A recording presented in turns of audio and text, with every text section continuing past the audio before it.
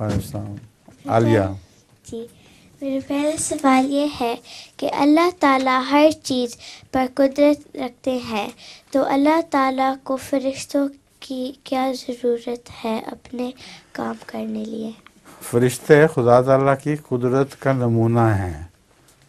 جتنے کام بھی ہیں وہ براہ راست اللہ تعالیٰ نہیں کرتا، فرشتوں سے کرواتا ہے.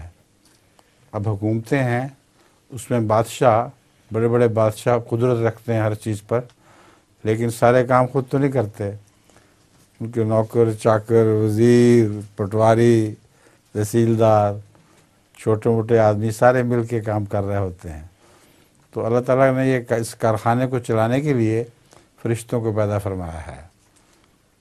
وہ وہی کام کرتے ہیں جن کا اللہ تعالیٰ حکم دیتا ہے. جزاک اللہ حضور، میرے پاس ایک پہیلی ہے. پہیلی ہوتی ہے تمہارے پاس؟ لطیفہ کبھی نہیں ہوا. ہاں سناؤ. دیکھا ہم نے ریشم جیسا، لیکن ہے وہ ایسا ویسا، ہاتھ میں آ کر کھویا جائے، وہ پہنا نہ دھویا جائے. وہ کیا ہوا؟ پہنا نہ دھویا جائے. پھیلانا کیا مطلب؟ اگر پہنا نہ تو اس کا ناک پھیلا ہوا ہو؟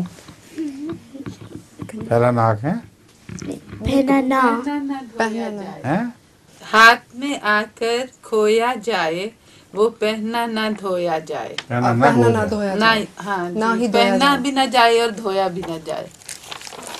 اچھا، بڑی مشکل پہیلی ہے تمہاری. فائدہ تم سنایا کرتی، مان لے تم بناؤ. تمہیں آتا ہے؟ کسی کو آتا ہے؟ ساری کلاس میں سے کسی کو پتا ہے یہ کیا پہیلی ہے؟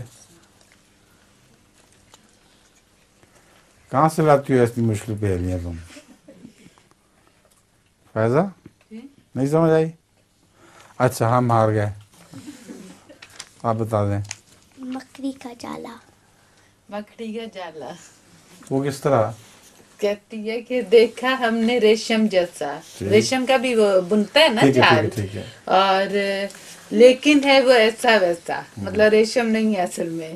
ہاتھ میں آ کر کھویا جائے، ہاتھ لگاؤ تو وہ ٹوٹ جاتا ہے نا. اور وہ پہنا یا نہ دھویا جائے، مطلب ریشم تو آپ پہنتے بھی ہیں دھوتے بھی ہیں، تو وہ مکڑی کا جالا. اچھا جی، شکریہ.